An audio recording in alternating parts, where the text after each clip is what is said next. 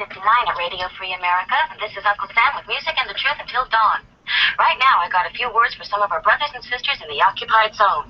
The chair is against the walls. The chair is against the walls. John has a long mustache. John has a long mustache. It's 12 o'clock, Americans, another day closer to victory. And for all of you out there on or behind the lines, this is your song. And welcome to the Daily Gun Show. Join us live each day during the week, starting 3 p.m. Eastern and noon Pacific. We're all about guns and all things gun-related.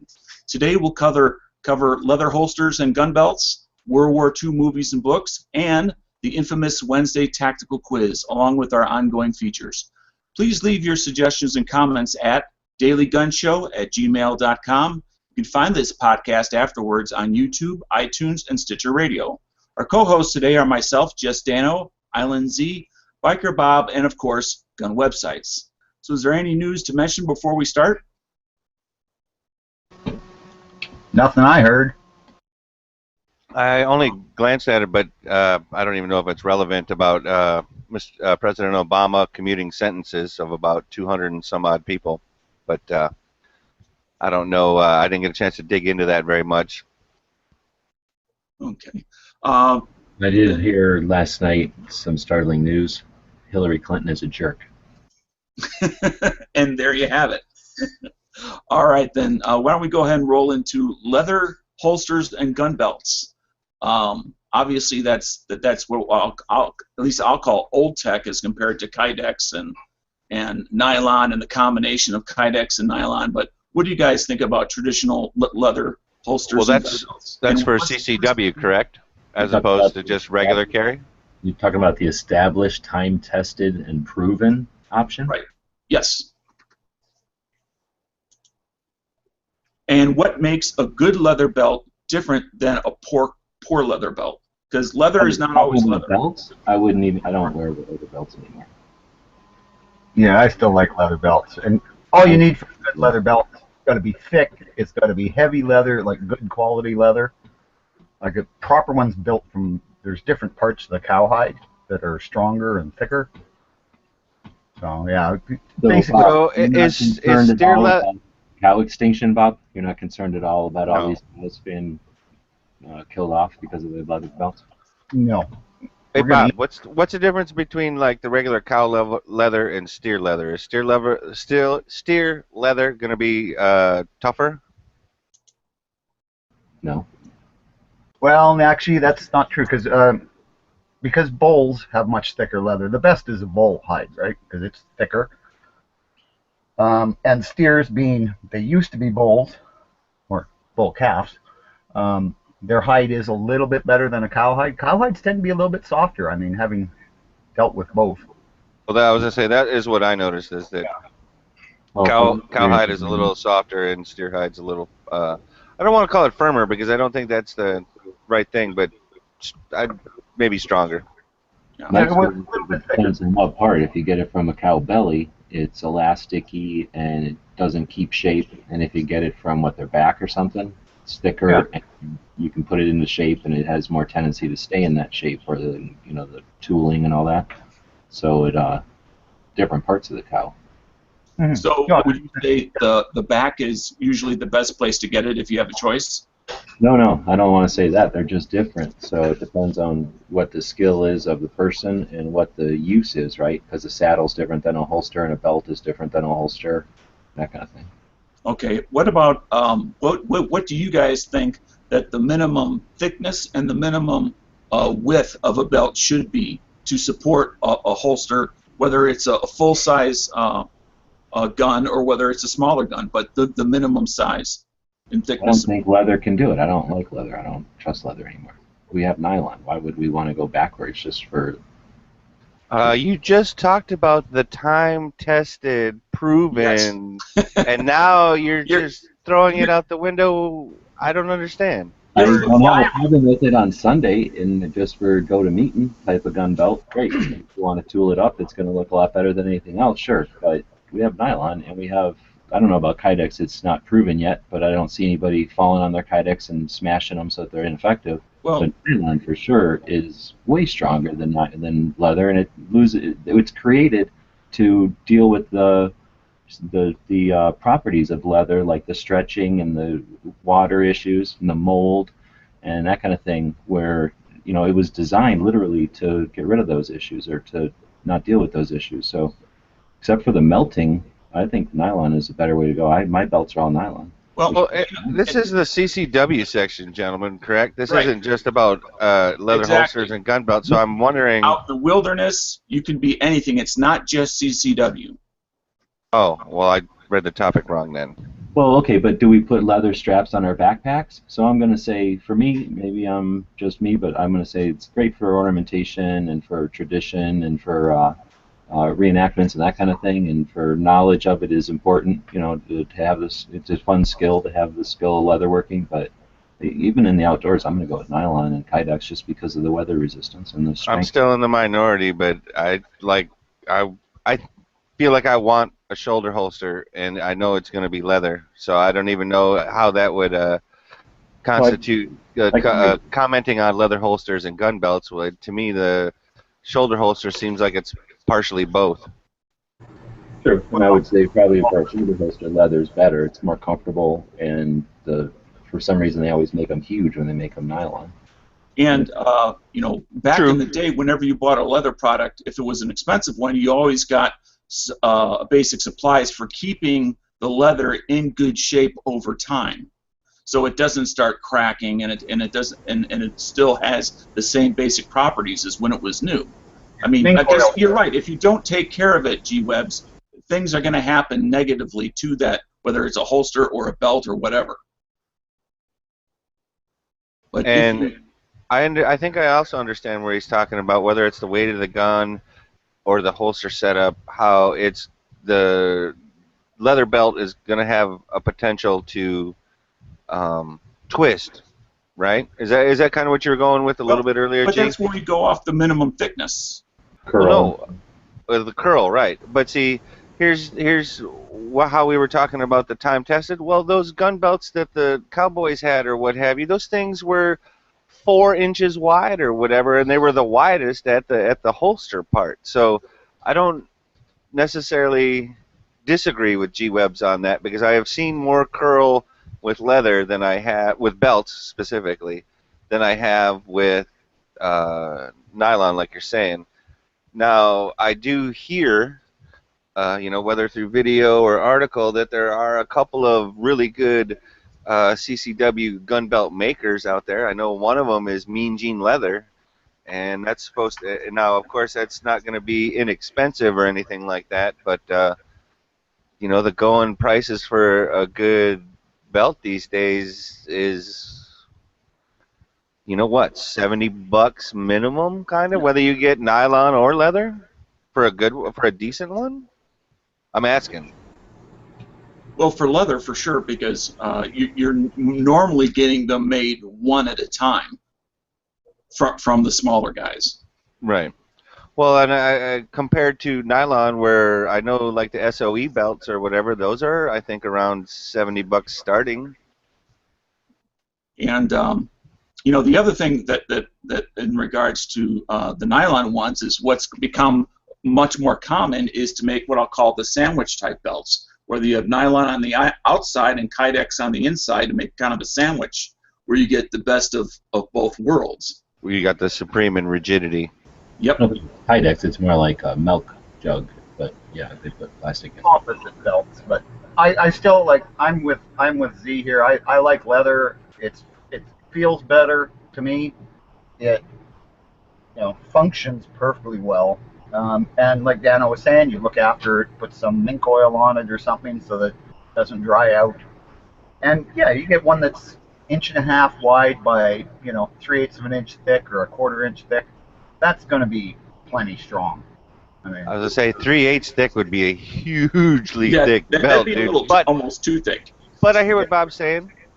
Through a standard pair of pants. And honestly, gentlemen, I don't happen to have a gun belt as of yet. I have it's a steer hide belt that can handle my the one holster that I happen to have, but it's not CCW like the original part of this topic was. So I know that at some point I'm probably going to end up having both, because if kind of like G was saying, if it's the going to meeting, well, what if you're somewhat of a business person or something where you wear dress slacks and or a sport coat or suit type of thing, where you're going to be wearing a leather belt with your, with your ensemble. So sometimes that's why I did want to check out Mean Gene leather, because that was one that SOE had referred if you want leather. So for someone listening to this right now who, for whatever reason, just wants to go leather, and I'd like to hear person by person, what would you suggest be the aspects that they make sure that they have in that belt or holster? Let's just make it a belt to keep it simple. That it's going to be at least last a long time, and it's going to give them enough support as long as they take care of it. Wait a minute. Can you put that in the form? Wait. Can you put that in the form of an actual question? Because I got lost there somewhere. With thickness, and if there is, if you know enough, I don't, but if you know enough about types of leather, throw that in there. Well, then, Bob, you should start. That only made it more confusing. How wide? How thick? Well, minimum, I'm saying, 1.5 by 1/4 inch thick. Any particular type of leather or Well, what have you? A quality leather, if you can afford it, get full hide. But anything, as long as it's quality. I mean, I buy even my regular belts for pants that I don't necessarily buy for carry are heavy enough for that. I mean, but I buy, like a 1/4 inch by 1.5 inch leather belts that are, $60-$70, but they last years. I mean, the last one I bought, that was like 5-6 years ago, and I wear it every day, and it's still fine. It's not even showing hardly any wear. So, it's quality. The big thing is quality. That's how you know you got a good one, not just a decent one. That's how you know you got a good one.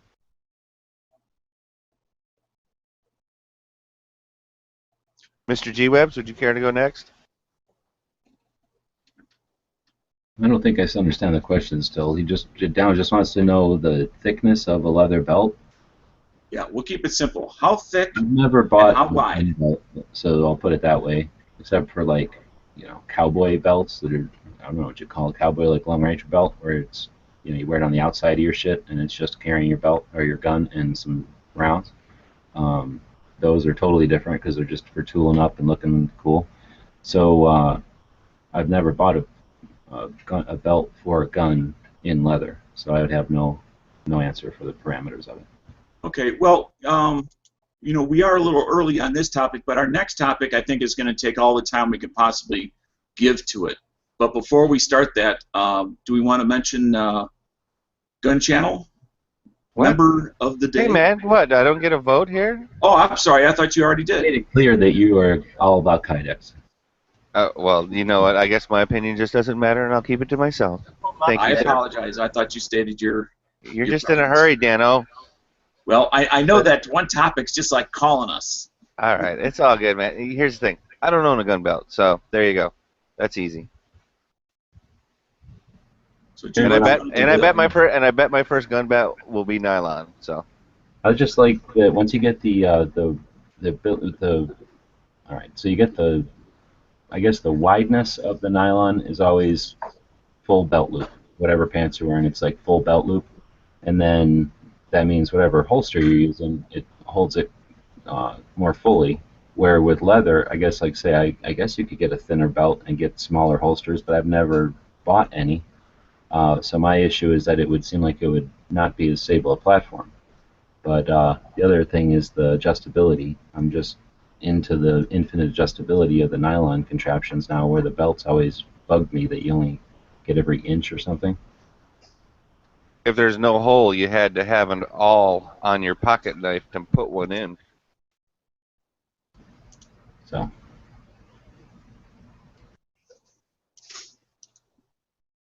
All Or right. just stay the same size. Well, that would be good, Bob.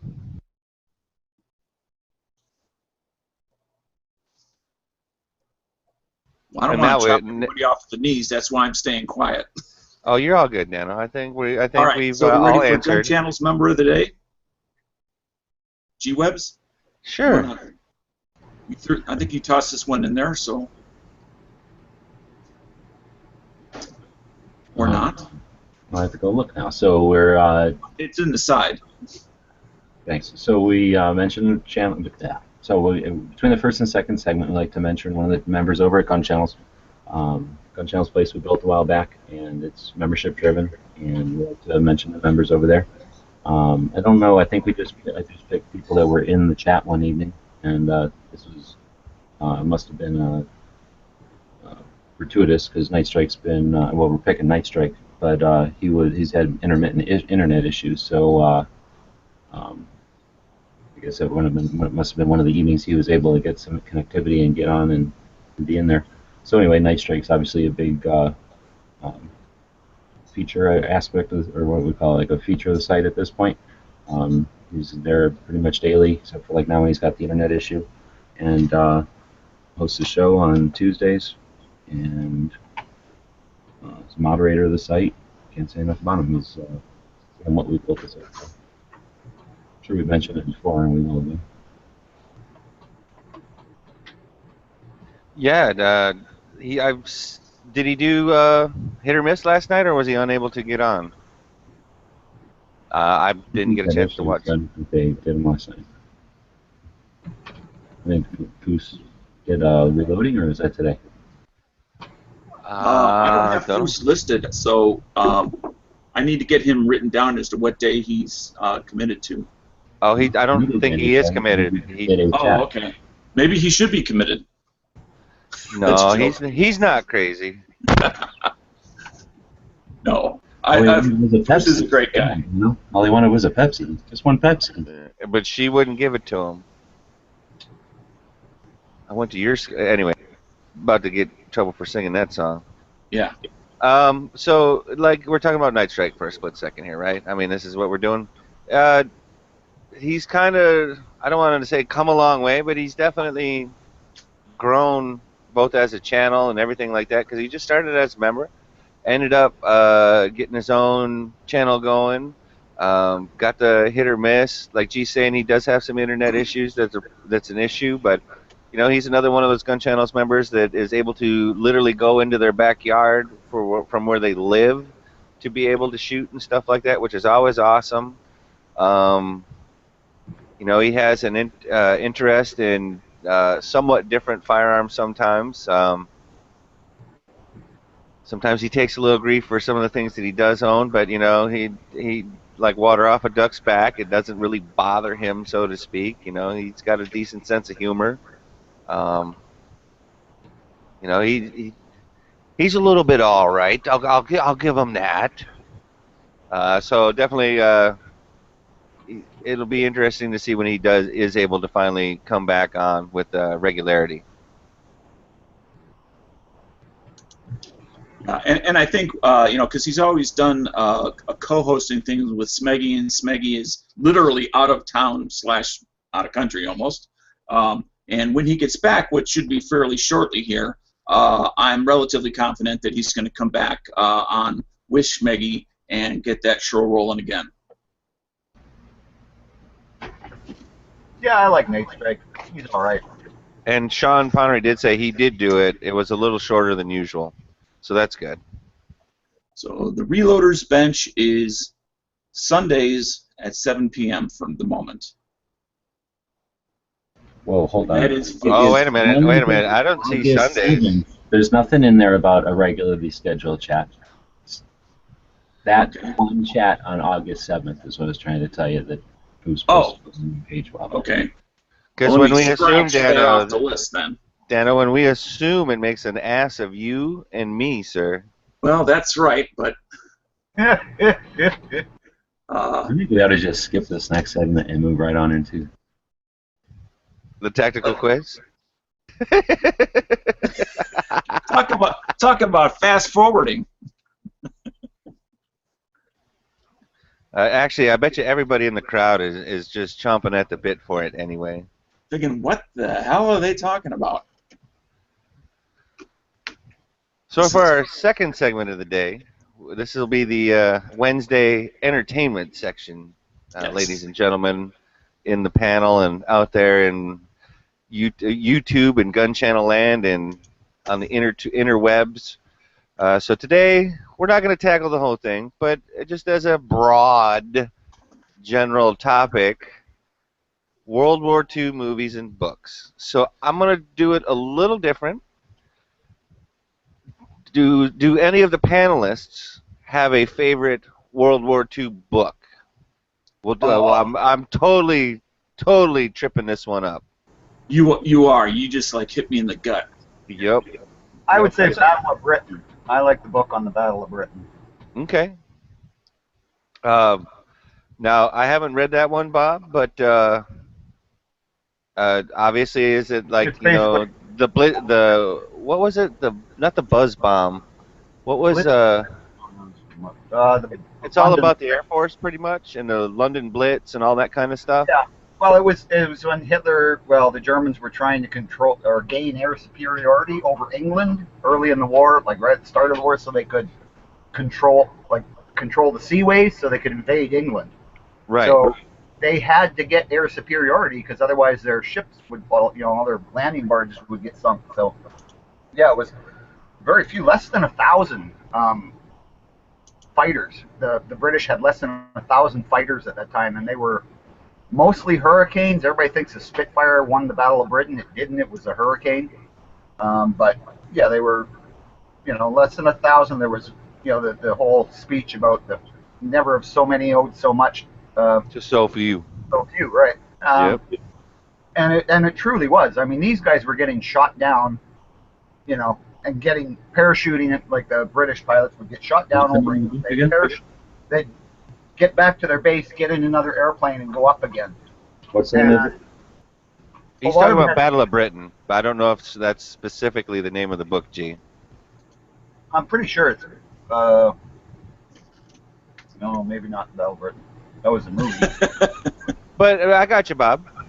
Yeah. I definitely know where you're going with that. Yeah. I mean, even Iron Maiden sings a song about it. It's Aces High. Yeah. And these guys were amazing. One of them had less than 25 hours in their type. In the This ain't even a book, and Bob's hogging the whole thing. He's just making up That's all shit in battle, and then. That's all right. How about it's your turn, G? No, I'll let Dano go. Oh, okay. Dano, do you have a favorite World War II book-ish? I was raised in the generation of lazy when it came to reading. I don't even know how that's possible, Dano. But Well, okay. We were all about what's on the TV in regards to history. Because I was the generation of lazy, or I was just lazy myself, which is probably a more accurate statement. So I'm much more into the movie part than the book part. And the books that I have read, unfortunately, have been fiction, loosely based on reality. So I'll pass the baton over. I'd have to say almost all of the World War II books that I've read were like history books. I would have to say if there's a favorite portion of World War II history through books, it's going to be Midway and Pearl Harbor.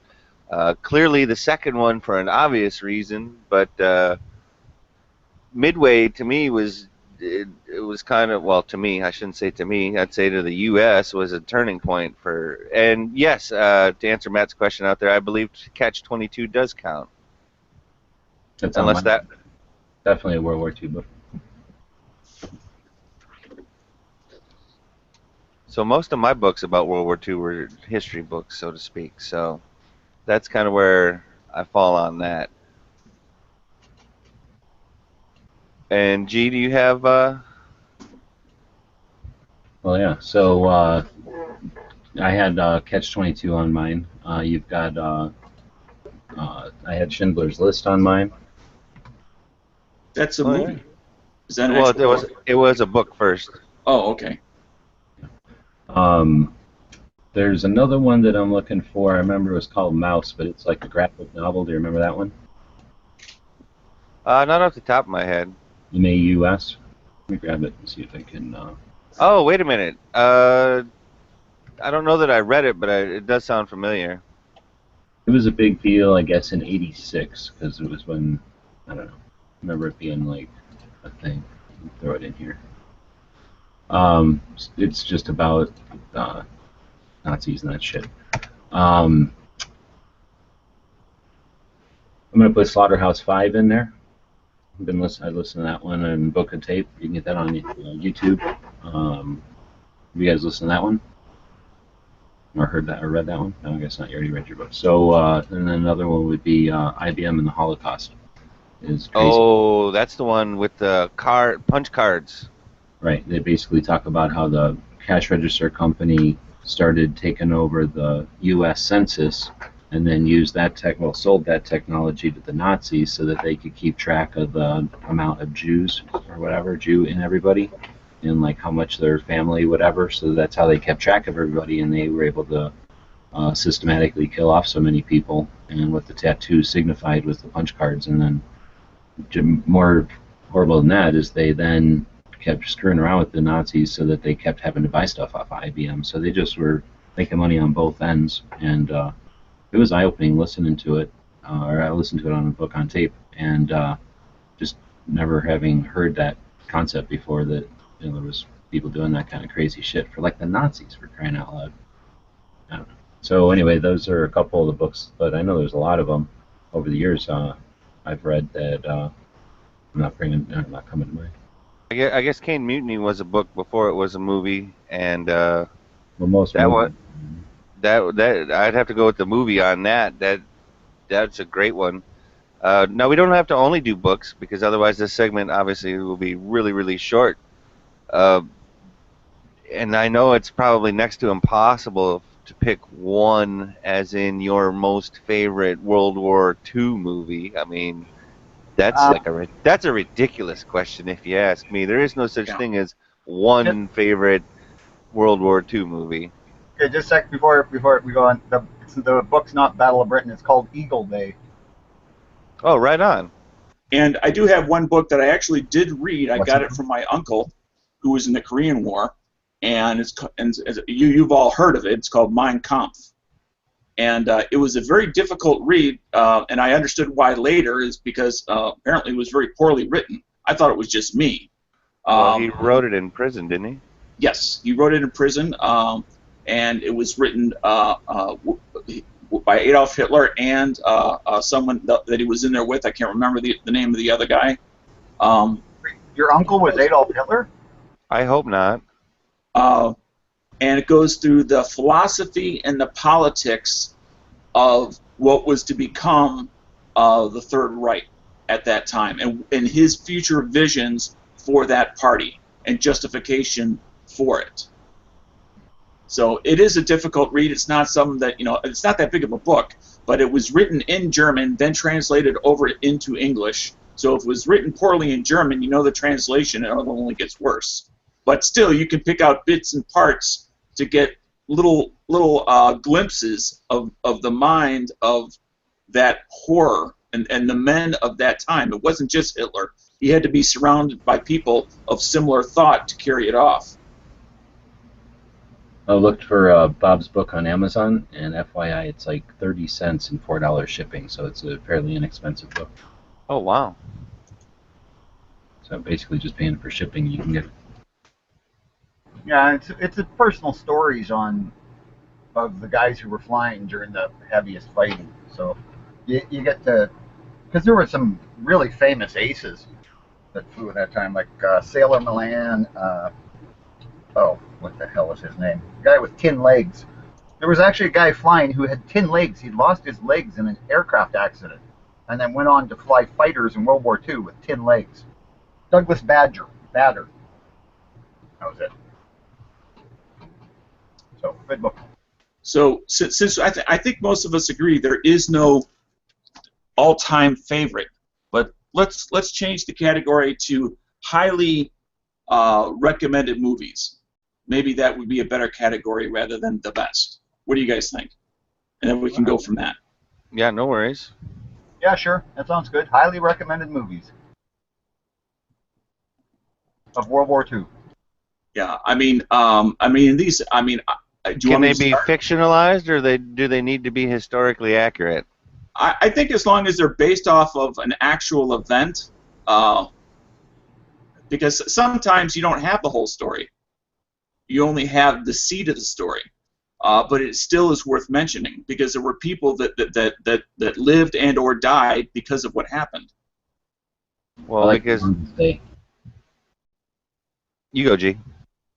I like the longest day. It's made after, but not so far after that he couldn't have real props, but you know, they made a decent movie, so it wasn't like some of the cooler, older ones aren't that great a movie, but they had a lot of real stuff, so it was really neat. And this one's got a good mix, I think. And so it's a long one. I mean, one that I'll throw out there that I really liked because it was showing the war from another side, and that's Bridge on the River Kwai as a prisoner of war, having to build something for the Japanese for their benefit, which you know is only going to hurt your own people in the long term. And the battle of the British commander in trying to make the best bridge, which he knew he shouldn't, but yet he was driven by honor and duty to do that. And I won't talk about the ending of it and his battle in his own mind as far as what he decided to do, but it definitely, I think, worth a watch. That had Obi-Wan Kenobi in it, didn't it? Yes. See, now how you were saying it had to be based on something, because that to me that throws out two of my favorites, which is Kelly's Heroes and The Dirty Dozen, because I'm unaware whether those are based on any type of fact. They're just based in the time frame of World War II. So I guess I would have to go with like the Big Red One. Okay. With this mega all-star cast. Yeah, that was a good movie. Which that one had Luke Skywalker in it, I think. Bob, you got one you want to throw out there while we continue the circle? Yeah, I would like to throw out one that was actually made during World War II, and it was a battle for Wake Island. Wow, you went heavy duty on us, Bob. Oh, it's a serious movie. And I'll go ahead and go next. Again, just real quick, and I like it again, not because it focuses on another aspect of the war, and although it was mentioned in a different discussion, and that's Schindler's List.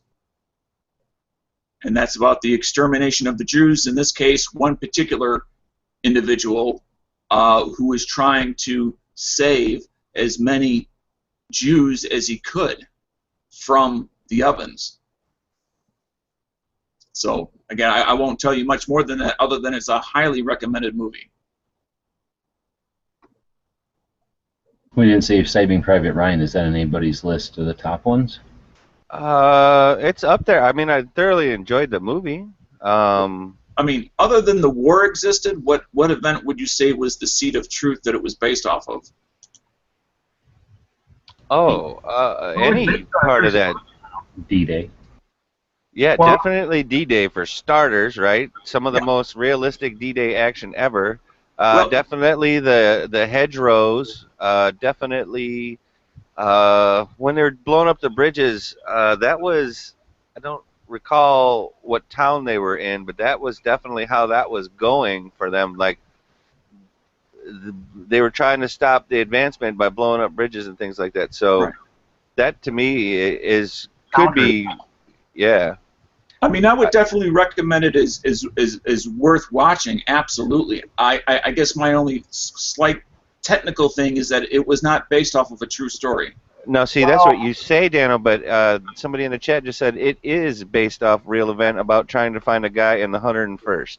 Right, because his brothers had both been killed, and like just it was the same storyline. Now, that's not exactly what happened, but they did actually send guys out. That was what it's based on. Well, they did not send a squad of people out there to look for one guy behind the lines. They did do that. They actually did do that because they had a policy that, because of the Sullivan brothers. Have you ever heard of the Sullivan brothers? Yes, I have. They all served on one ship. They were all killed when the ship was sunk. Yes, and that is what it was based off of. The concept was Well, assault. no, because no, that is why they changed the rule. The military changed the rules and said, okay, well, number one, we can't have brothers all sailing together. They also got this mindset that they weren't going to have another mother lose every one of her sons. So as soon as if you had 3 brothers in the war and 2 of them got killed, you got shipped home, and that became American policy. Okay. So, what would be another movie definitely worth watching? I do like what Amit said in the YouTube side chat, where he did say Oddball from Kelly's Heroes was his inspiration as a tank commander. That to me puts a big smile on my face. That's good to know that with the positive waves, anything can be accomplished. That's true, man. Yeah. Another movie I'd like to throw out there because it taught me a little bit more about the man as well as about North Africa specifically, and that's Patton. George C. Scott? Yes, 1970. It's not that it was a documentary, because it wasn't, but it taught me a lot of things that in public education I wasn't taught about North Africa and how it preceded, Europe, and Patton's reputation going in and coming out of Africa and going up through Sicily and Italy.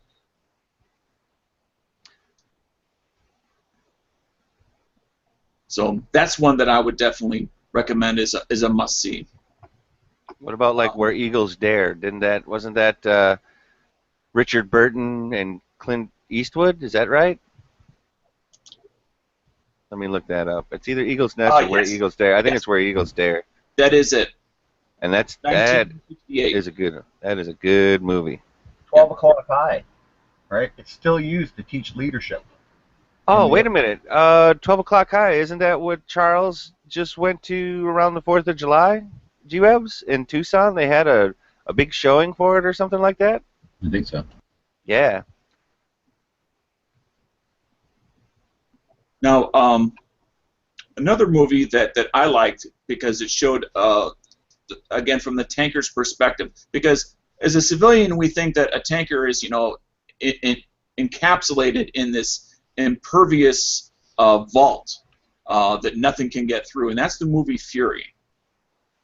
In regards to tanks are not impervious, and it is a very dangerous profession to take. Especially a Sherman. Yes. Well, and we're talking World War II. I mean, what it had was speed over its opponents, but how it got its speed was through lighter weight and a smaller gun, and that's where its weakness is. Yeah, thinner armor, and it was like 9 feet high. Yep. G-Webs, you got a couple more you want logs to throw on the fire? Just movies in general, or they got to be the true? Well, World War II movies that you think are definitely worth a watch.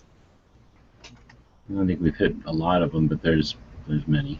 All the John Wayne ones. How about Tora, Tora, Tora? Yeah. I watched the Navy ones, but I like the Marines ones. Flying Leathernecks, then? Is there a movie version of Baba Black Sheep? Yeah. If there's not, there should have been or should be. I think there might be, out there, but it was done probably. I mean, is there a World War II movie about Pappy Boyington, pretty much? Yeah. I love that guy, man. I've read books about him. He is my hero. Another movie that I really liked, and again, it's because it shows the war from so many different perspectives. That's why I pick a lot of unusual movies, and that's Windtalkers. I thought it's because you had a man crush on Nicolas Cage, but okay. Well, not so much. But as far as using, was it Navajo? Was that the correct? I believe so. Indian language they used to communicate that the Japanese could not break it, and I forget the reason why, but it was something. Oh, but it was never written. It was an oral tradition. It was passed down, and it was never written down. Correct, as well as the orders that the people who accompanied these communicators had in case they were on the verge of being captured. And I'm not going to say what it was in case you want to see it. So, but Wind Talkers is something that I would suggest seeing. Anyone else have one out there? Well, I was going to say, out in the chat, we got a couple of responses. Yeah, throw those in here. Yeah, we got, let's see, here we go. Tony Elam says, I always cry like a baby at the end of Saving Private Ryan. Sean Callahan says, I dig Das Boot, it makes me feel claustrophobic. Tony out there says, the Von Ryan's Express, I think. So Ahmed also agreed with Fear is great. Matt said The Great Escape. Trying to see. Yeah. A Bridge Too Far is nice. Let's see. Oh, Dead Horse, with the sense of humor out there, says one World War II movie I never hear anyone talk about here is Biloxi Blues, which was, I think, a great movie. Even if it was, what's the little dude's name? Ferris Bueller was in that one, right? Yep, that's the guy. Yep. It's like him going through basic, right? Yeah. Marine basic. So Biloxi, Mississippi. Somebody also said Enemy at the Gates, which I definitely, if you're a Mosin guy or you're not a Mosin guy, that's definitely, that was one of the Dead Horses that he had said, and I think that's a good movie. Yep. And it kind of gets glanced over a little bit. Also, Sean Connery said one that gets seldom mentioned is Fat Man, Little Boy, which is definitely, that's a heavy-duty drama one for sure. Oh, yeah. Hey, Red Tails. What about In Red some Tails? ways, it's kind of like Titanic. You know the ending, but it's not about the ending. It's about everything before. Nice, and now we're lighting it up. We got Sans and Iwo Jima. We got Hell is for Heroes. The Red Tails that you're talking about, I would bring it almost back even further to the Tuskegee Airmen, but because I never saw Red Tails. No, there was a not a documentary, but there was a, I don't know, mini-series, but then it became a movie, or it was a movie that they did the mini-series at the same time kind of thing. It was really weird. But yeah, it was a really good movie, and the trials that those guys had to go through in order to become pilots is, a big part of the It's story. unreal. They literally had to be better at everything than their counterparts. Yeah, I think they were one of the first groups to shoot down a jet too with a Mustang. All right, now we could literally name World War II movies. Yeah, forever. In perpetuity. Yeah. So maybe this is a good point to take a break on that. I think so. Do you want to take it, Z, or you want me to take it? All you, buddy. No, it don't matter. Well, one thing I'd like to ask all of you out there, if you have not, is to at least consider throwing a tip into the tip jar. And what I mean by that is Patreon. Is if you look up Daily Gun Show over at Patreon, you'll see that, yes, you can throw in as little as $1 a month. And that's like a nickel a show for all the shows that we put out. And if at any time your circumstances change, you don't feel it's worth it, you can cancel it at any time. We also have other packages for those that are looking to or willing to put in a little bit more than $1 a month. Special packages that GWebs has put together. And if you can do a little bit more than that, I would certainly encourage you to do that. So thank you for those of you out there that are already contributing to Patreon. And we do have a number of people already doing that. And I would like to encourage the rest of you to at least consider it. I mean, can you at least do $1 a month? That would be my challenge. If you can't do $1 a month, then at least send us comments and suggestions on what you like about the show or what you don't like about the show to thedailygunshow@gmail.com. So I honestly expect to see either more people in the $1 a month or a whole lot of emails over to dailygunshow@gmail.com to tell us how to give you what you want if you don't feel you're getting it. And can I just kind of add to that is if you can't donate, share. Like share the link to the Exactly. data gunshot. Get it out there, because the more people we can have listening to us, the better. We want to spread the word on that. Gun people aren't a whole bunch of crazy people, and we want to entertain you a bit. All right, so one of the reasons we do the show is to talk about gun shops. So we mention a gun shop every day. I don't think we've talked about this one before. I don't think Bob's been to this one. It's called Discount Firearms in Las Vegas. This week I'm featuring gun shops that we visited in early 2012, actually right before SHOT Show. We went up a little early. And this is one of the shops that did not allow photographs, and they weren't interested in any kind of conversation or anything. They're actually a little bit rude.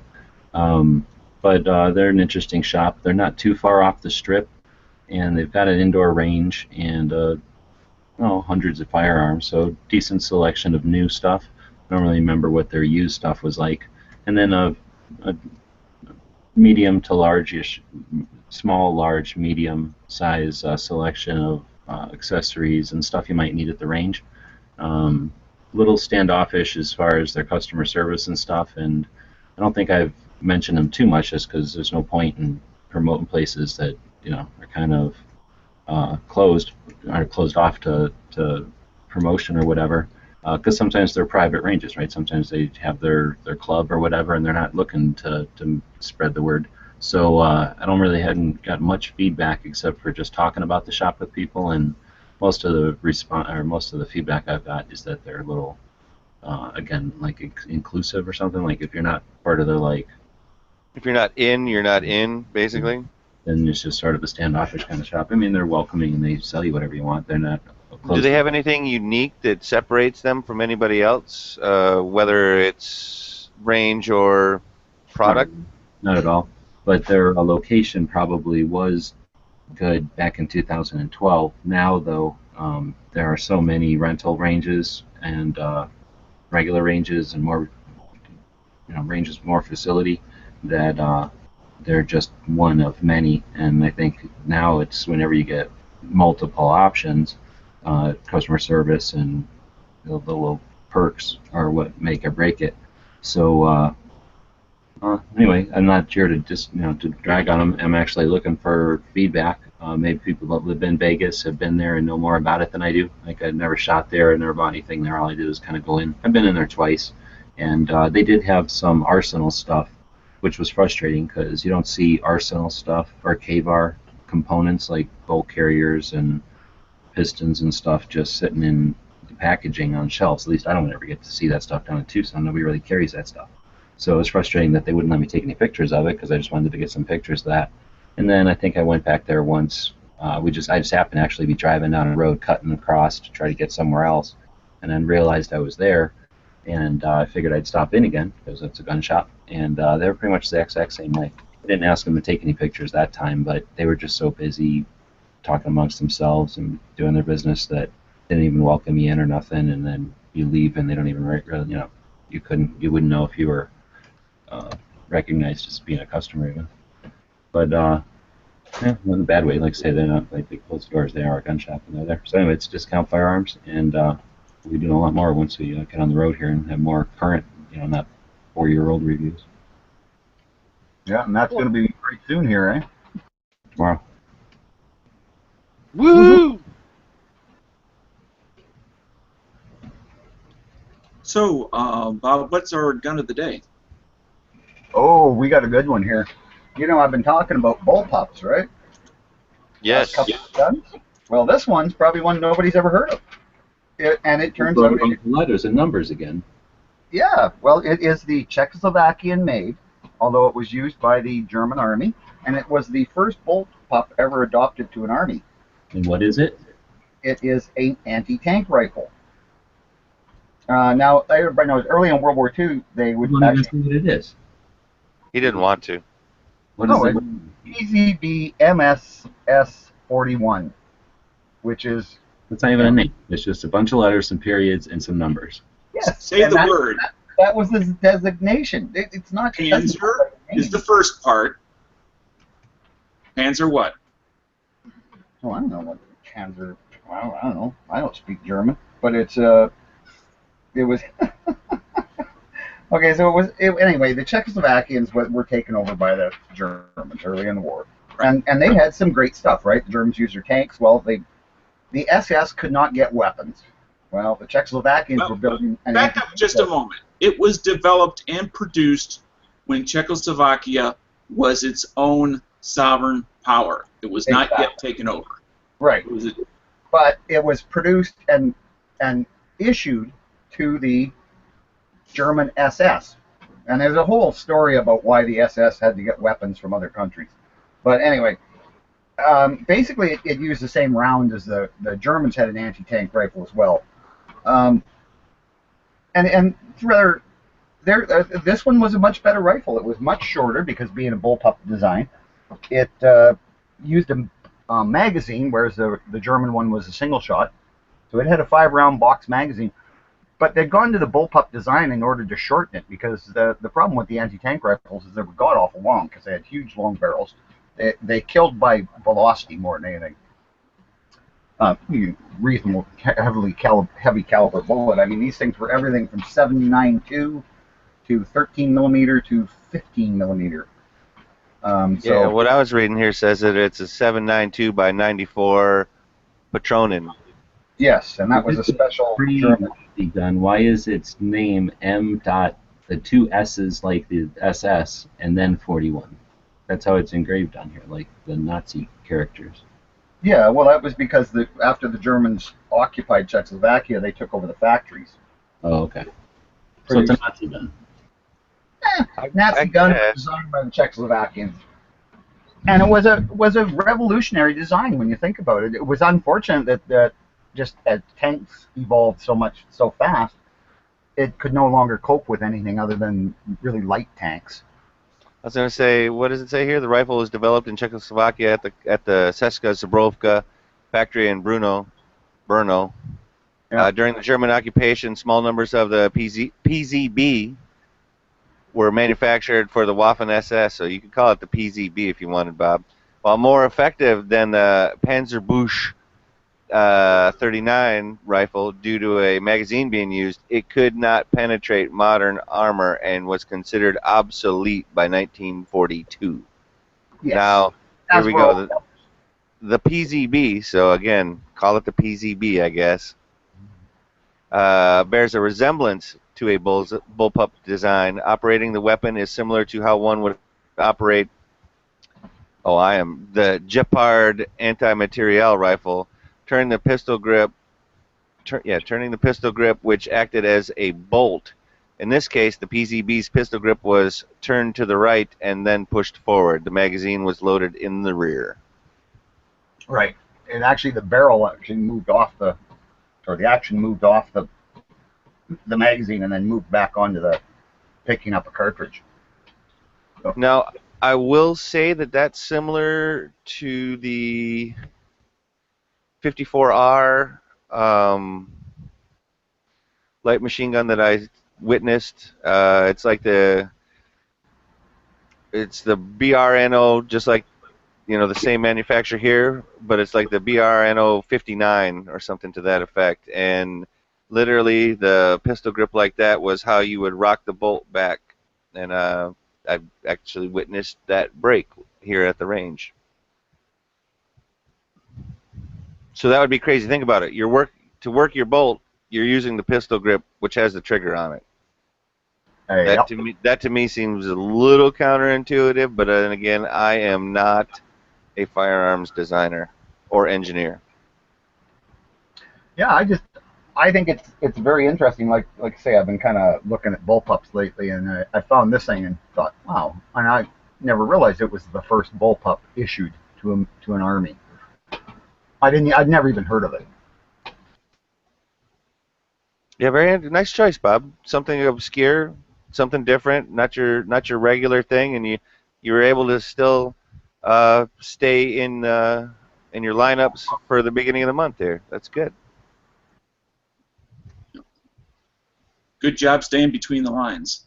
So, are we ready yet for the tactical part yet, G-Webs, or not yet? Sure. So I'm doing the tactical quiz. It'll be 3 parts today. People that are watching live. Well, first off, last week's tactical quiz, nobody sent in any emails, right? So nobody wins. So there you go. Yep. Okay. Wow. Been all week. Because there are serious prizes with the tactical quiz. So. Yeah. So this one is eligible on both the YouTube and the Gun Channel side. You guys will just help watch, and whoever comes up with the answer first. And this will be an audio tactical quiz. So it's an audio clip from a movie. The first one to correctly identify the movie itself will win. We'll do it in three rounds. So winner of the first one, winner of the second one, will fight for the winner of that, the ultimate winner. And hopefully there can be only one. So if everybody's ready, I'll turn the volume up so you can hear it. And I will try to remember where this started in case I got to play it again. So here we go. Is everybody ready? Oh, I guess I should ask the contestants if they're ready. Everybody ready? Do the judges all know the answer so we know what we're judging? You should recognize it, I would think. Okay.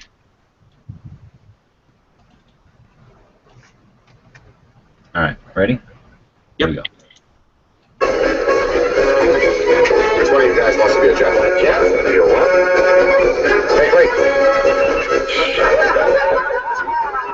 What kind of a gentleman, sir?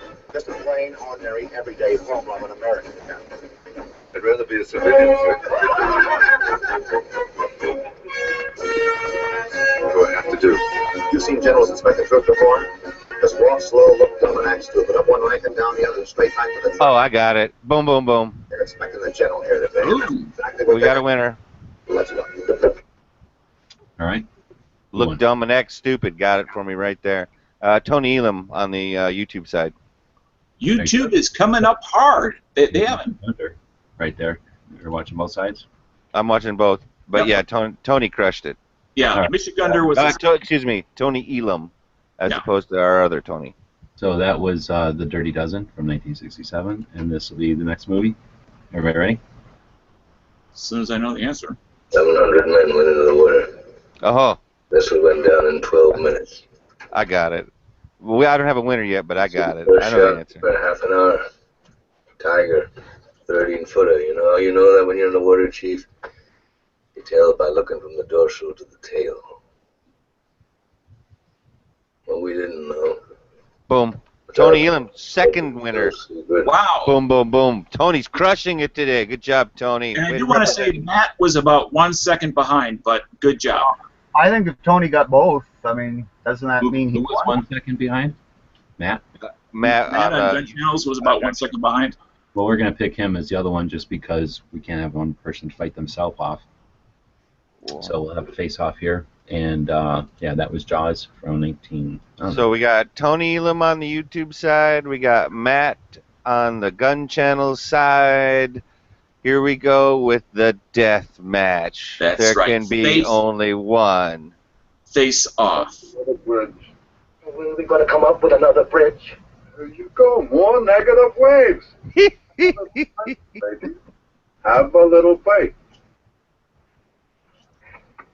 Now go on, get down into your hole. No! Bing, bing, bing. Matt. Yeah, Yeah, Matt. Matt. Kelly's Heroes. That is, in fact, Kelly's Heroes. Now, G-Webs, And- I would like to say thank you personally from me because you picked two out of, actually all three are some of my favorite movies. So I just wanted to say thank you. So, bonus extra thing, what was the theme behind all of these 3 movies? Oh, okay. If anybody can guess it. Anyway, Wow. World War II, because of the Indianapolis. He's in Jaws. It's not a World War II movie, but he's talking about the Indianapolis, so World War II. Oh, I see what you're saying. Yes. Well, congratulations to Matt, I believe. Matt is the, I don't want to say, you always say it just right. Well, he's not the pop quiz hot shot of the day. He's the Right, tactical quiz champion for the week, man. Okay. That's a So, yeah, champion is definitely much better than a hot shot. That sounds like a heroin overdose.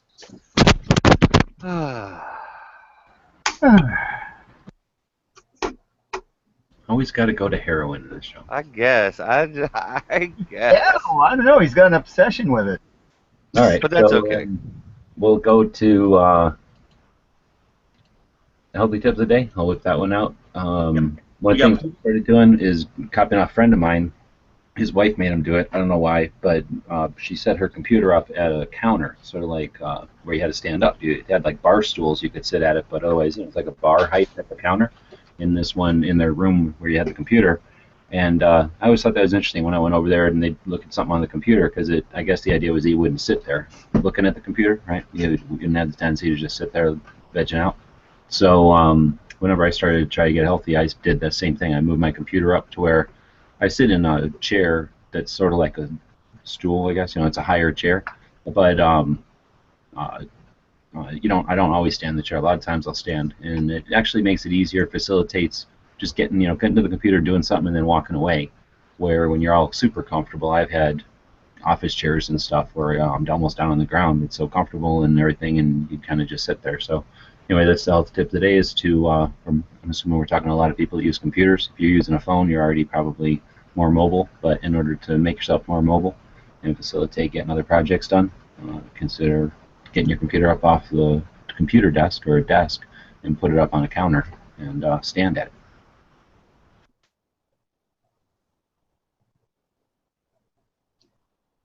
Okay, do you want to go to the movie today? I was going to agree with you. That's actually what I've pretty much done, the exact same thing. And it's like a adjustable bar stool or something like that. So if I need to sit down, I can sit down. If not, I'm standing. So that is a great healthy tip of the day, by the way.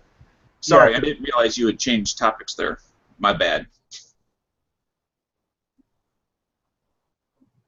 It's the heroin, Dano. You're gonna have to just lay off it. I guess so. I just gotta go cold turkey.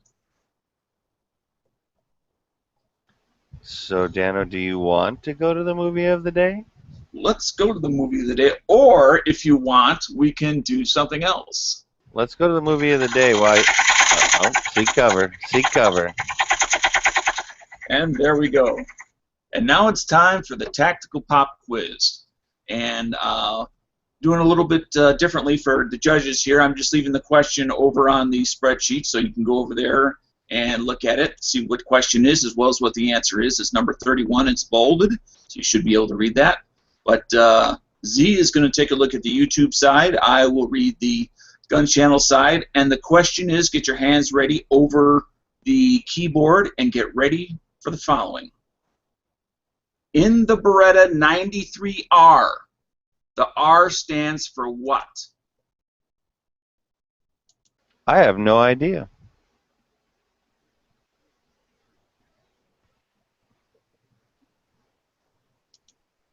In the Beretta 93R, the R stands for what? Does it stand for rail? No, it does not. Does it stand for safety? No, but... It stands for really? You need another Beretta? Does it stand for Raffica? Aha!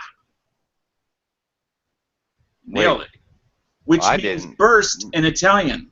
So That'd R... be Michigander. R for Raffica, which means burst in Italian. So who do we have there? Again, Michigander.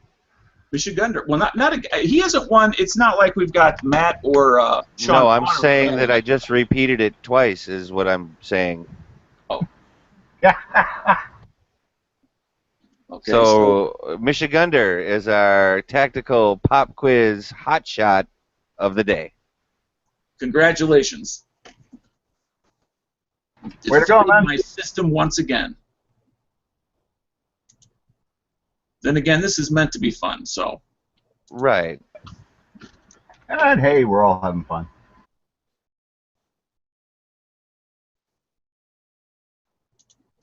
All right, why'd you get so quiet? Right? I'm sorry, what was that, G? Winner on the gun channel side? Yes, correct. Okay, I just make sure I threw the right link in the right place. You did, sir. So, I do like Bane Ironhand. He did say root vegetable was his guess. I think that's a very original guess.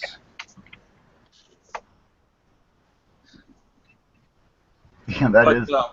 I do like when it takes a little bit more time rather than an instant answer.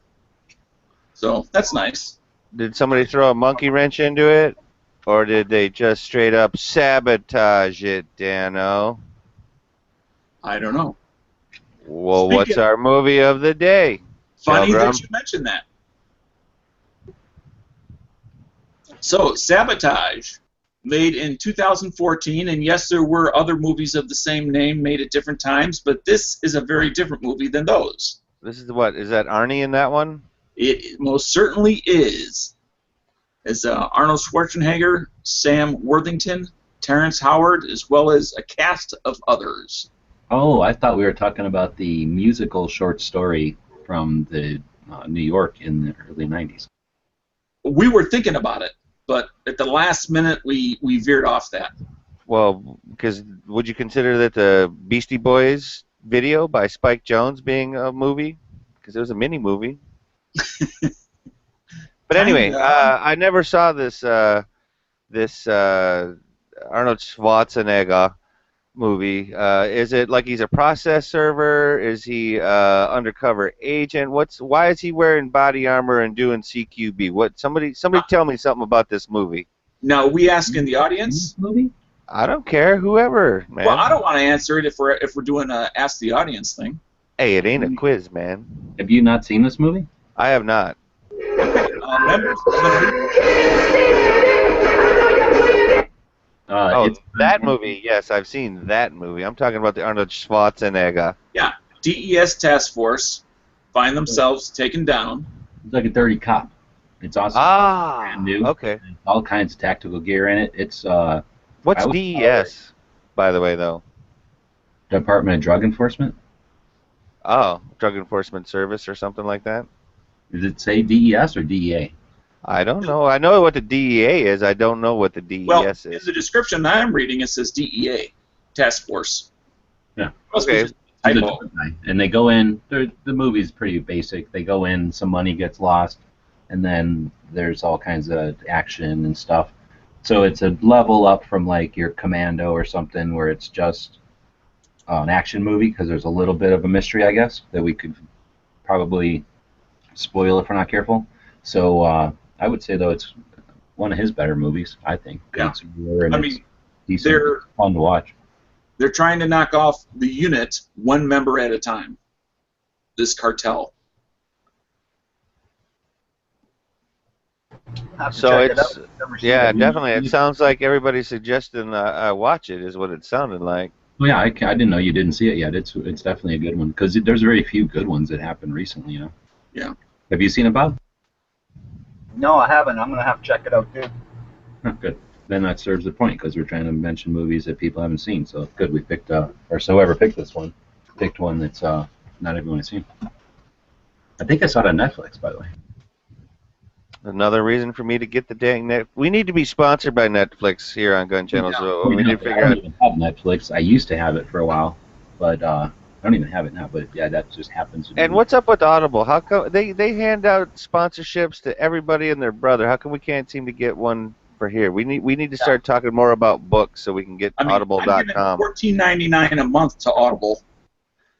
They hand them out like candy at Halloween. Yeah. I mean, how am I going to pay for that unless I get $1 a month? I use cash most of the time, but that's just me. Yeah, there you go. All y'all. So okay, so it sounds like it's a good movie. It's worth watching. It gets the suggested yes. Oh yeah, Watch it. seek it out and check it out if you haven't already seen it. This is Excellent. actually the governor and stuff, so it's interesting just from that aspect to see this guy being an actor all these years later. Did you know that he was a millionaire before he was even an actor ever? Well, because he did it through the weightlifting championships and the gyms, sponsorships. the gold gyms and stuff Yep. like that. Yeah.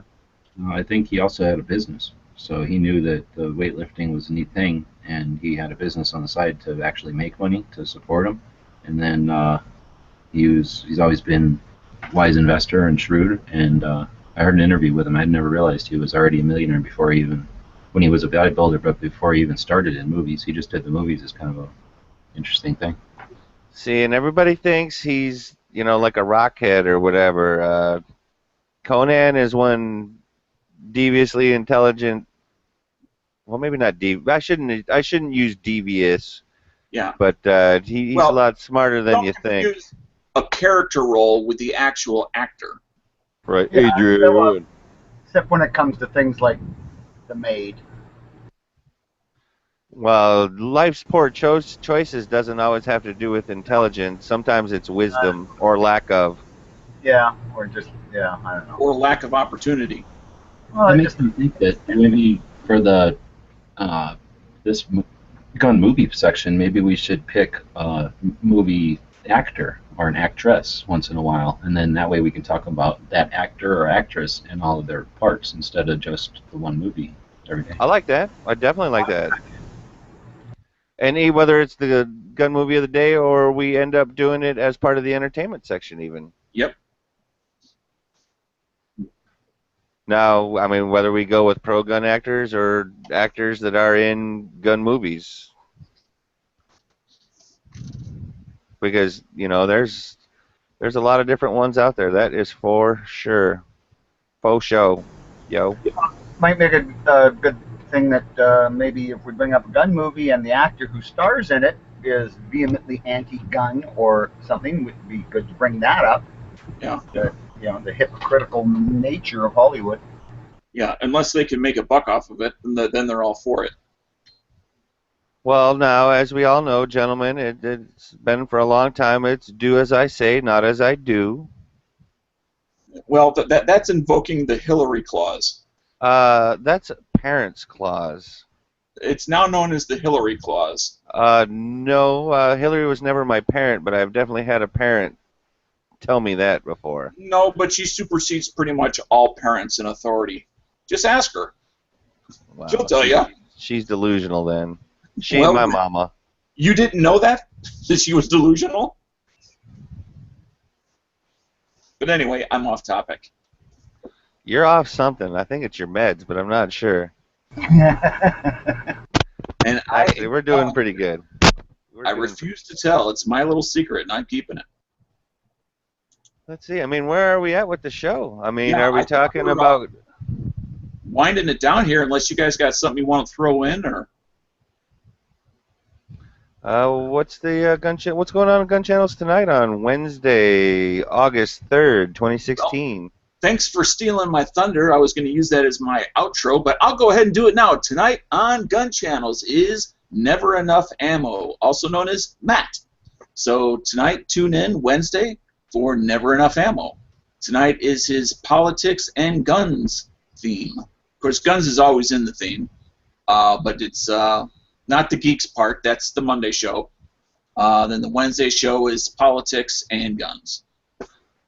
Also, We Like Shooting had rescheduled theirs from Monday to today if Sean was feeling better. So that will also be the We Like Shooting podcast should be on today as well on gunchannels.com. I did not know they rescheduled. Thanks for throwing that in there. Yeah, no problem. I got my finger on the pulse, Dano. Yep. I'm not going to tell you where, but I got the finger on the pulse. Yeah, I'd appreciate if you took my pulse somewhere else. Oh, I didn't say your pulse, bro. Come on now. But anyway, so that at this point, I think we're about as far as we can take it without having a final word from the Master G and a quote. All right. Anything else you got, G? I'm looking for something to queue up here, so I think I found something that we're gonna do at the end after everything for Indianapolis. I think I found something about 5 minutes long that audio. So okay. Want to stay tuned for that? Stick around after the show, and it'll play for about 4 minutes, 5 minutes after. Yep. Thanks, and G. if not, we'll see you all tomorrow. So let's end it with our quote as usual. And Basically, this one is from Seneca. He was a famous warrior for the in the Aboriginal community. Probably read about in history books anyway. A sword never kills anyone. It is a tool in the killer's hand. So, on that note, I'd like to say thanks to everybody for listening and watching, and we'll see you all tomorrow. Guys and gals at gunwebsites.com encourage you to take a CCW class every year, practice at least once a month, and carry every day. Thanks for watching gunwebsites.com.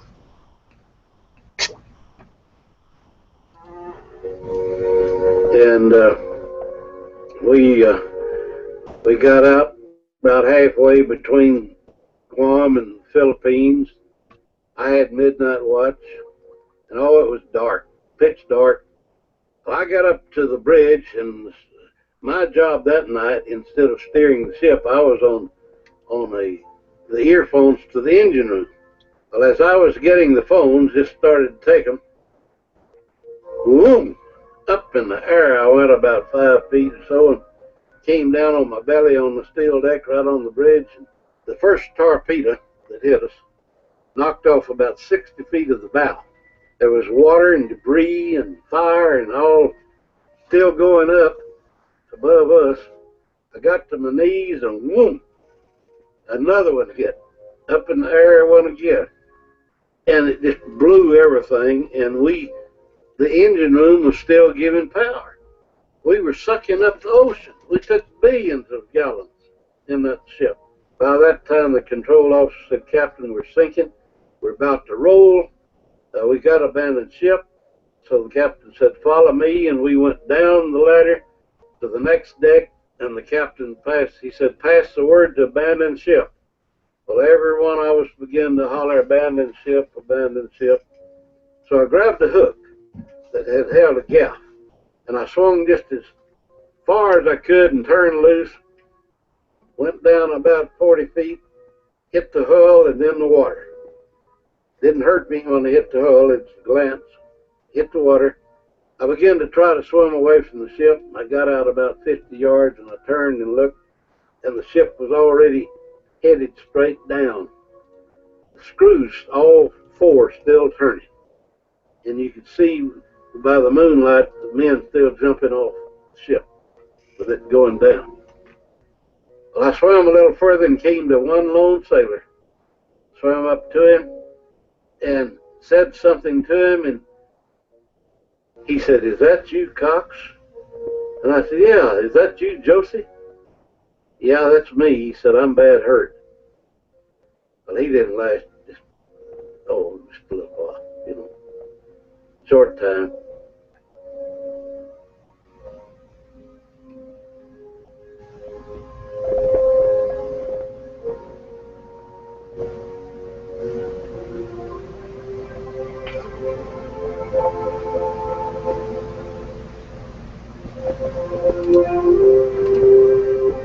After 30 or 40 years, well, my wife and I went to Wichita Falls, and we were dancing a tune and started to go back to the chairs.